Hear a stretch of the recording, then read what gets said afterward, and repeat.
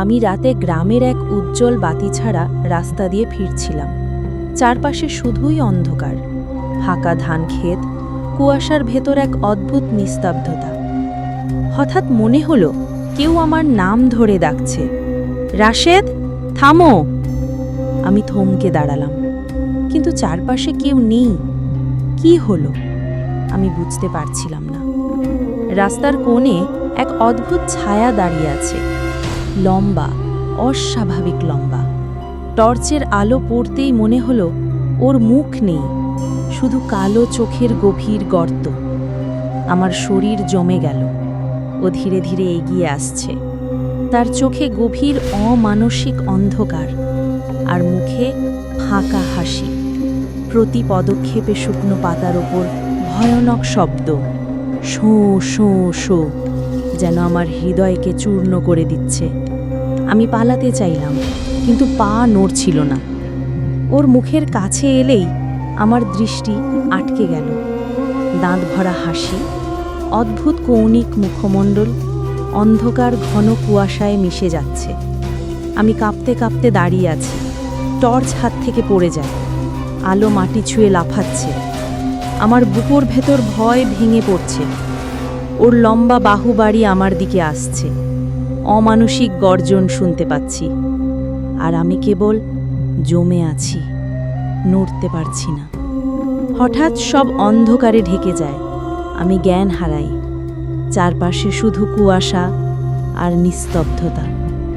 পরদিন সকালে গ্রামের মানুষ আমাকে রাস্তার ধারে অচেতন অবস্থায় পায়। জামা ছিঁড়ে গেছে, শরীরে আঁচড়ের দাগ। আমি আজও জানি না সেই রাতের ছায়া। সাবস্ক্রাইব না করলে ঘাড় মটকে দেব।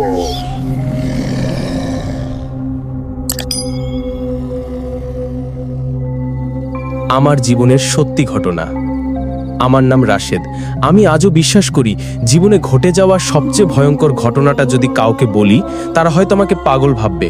কিন্তু আমি জানি, আমি যা দেখেছিলাম সেটা কোনো দুঃস্বপ্ন না, সেটা ছিল নিখাদ বাস্তব। ঘটনাটা প্রায় ৬ বছর আগের। আমি তখন চট্টগ্রামে পড়াশোনা করতাম। এক বন্ধুর মাধ্যমে একটা পুরনো মেসে উঠেছিলাম। জায়গাটা মূলত একটা দোতলা বাড়ি।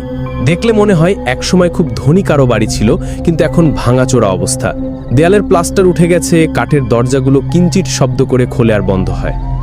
লোকজন প্রায়ই বলতো এই বাড়িটায় আগে এক ব্যবসায়ী থাকতো, তার একমাত্র মেয়েটা কি হঠাৎ করেই অদ্ভুতভাবে মারা যায়। কেউ বলে সে ফাঁসি দিয়েছে, কেউ বলে তাকে মেরে ফেলা হয়েছিল। সেই সময় থেকে নাকি এই বাড়িটা নিয়ে নানা গুজব ছড়িয়ে পড়ে। তবে আমরা কেউ এসব পাত্তা দিতাম না। আমি ভেবেছিলাম সবই কুসংস্কার। কিন্তু ওই রাতে আমার বিশ্বাস ভেঙে চুরমার হয়ে যায়। সেদিন রাত প্রায় ১টা বাজে। রুমমেটরা সবাই বাইরে ছিল, কারোর জন্মদিনে গেছে। আমি পড়াশোনা করতে করতে হালকা গান চালু রেখেছিলাম ল্যাপটপে।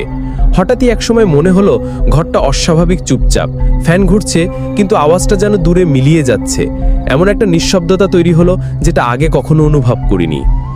ঠিক তখনই হঠাৎ বারান্দার দরজাটা কিঞ্চিৎ শব্দ করে খুলে গেল। প্রথমে ভেবেছিলাম বাতাসে খোলা, কিন্তু জানালাগুলো সব বন্ধ ছিল, বাতাস ঢোকার কোনো উপায়ই নেই। বুকের ভেতর কেমন যেন কেঁপে উঠল। আমি ধীরে ধীরে উঠে দাঁড়ালাম দরজার দিকে। তখনই আমার চোখ আটকে গেল বারান্দার এক কোণায়। অন্ধকারে অস্পষ্টভাবে দেখা গেল সাদা কাপড়ে মরা একজন দাঁড়িয়ে আছে। মনে হচ্ছিল লম্বা চুল কাঁধে ঝুলছে, মুখটা দেখা যাচ্ছে না।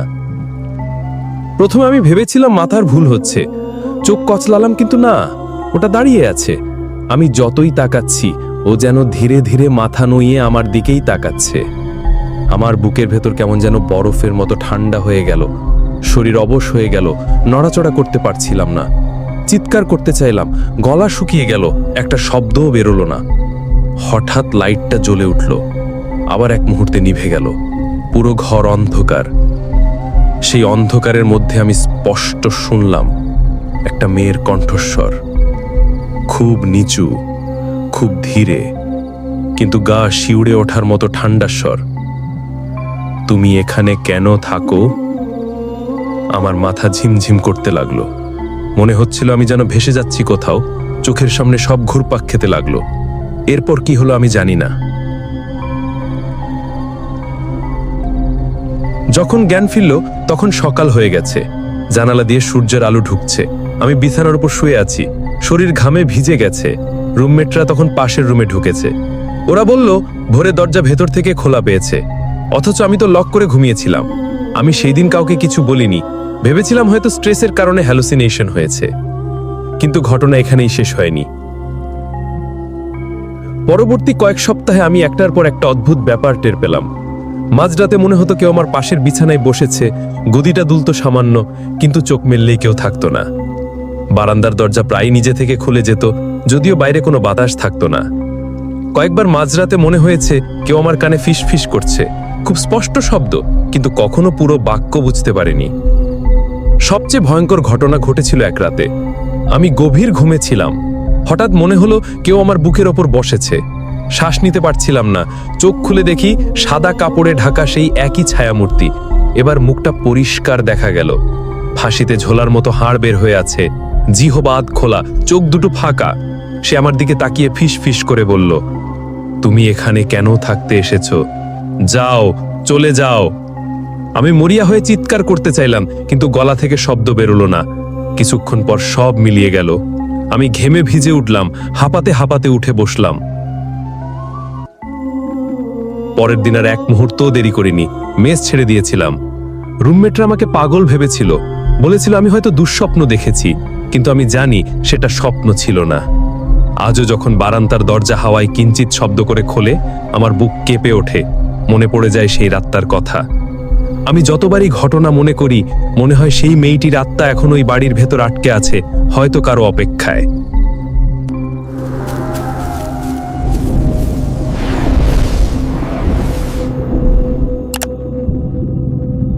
শোন, আমার নাম ময়।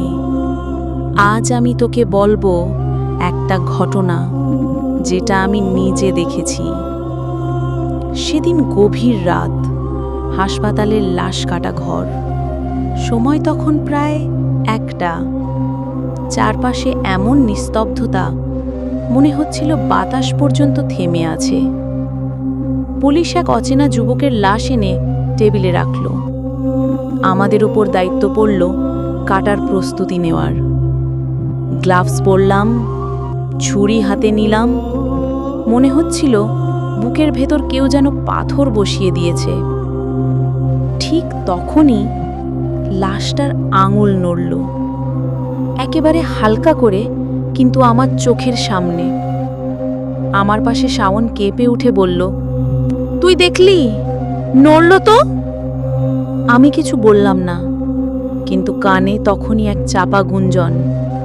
বাতি ঝিমঝিম করছে, ছায়াগুলো লম্বা হয়ে মেঝেতে পড়ছে। এরপর লাশের ঠোঁটের কোণে এক ফোঁটা রক্ত ধীরে ধীরে গড়িয়ে নামছে, আর আমার মনে হলো ঠোঁট বাঁকা হয়ে হাসছে।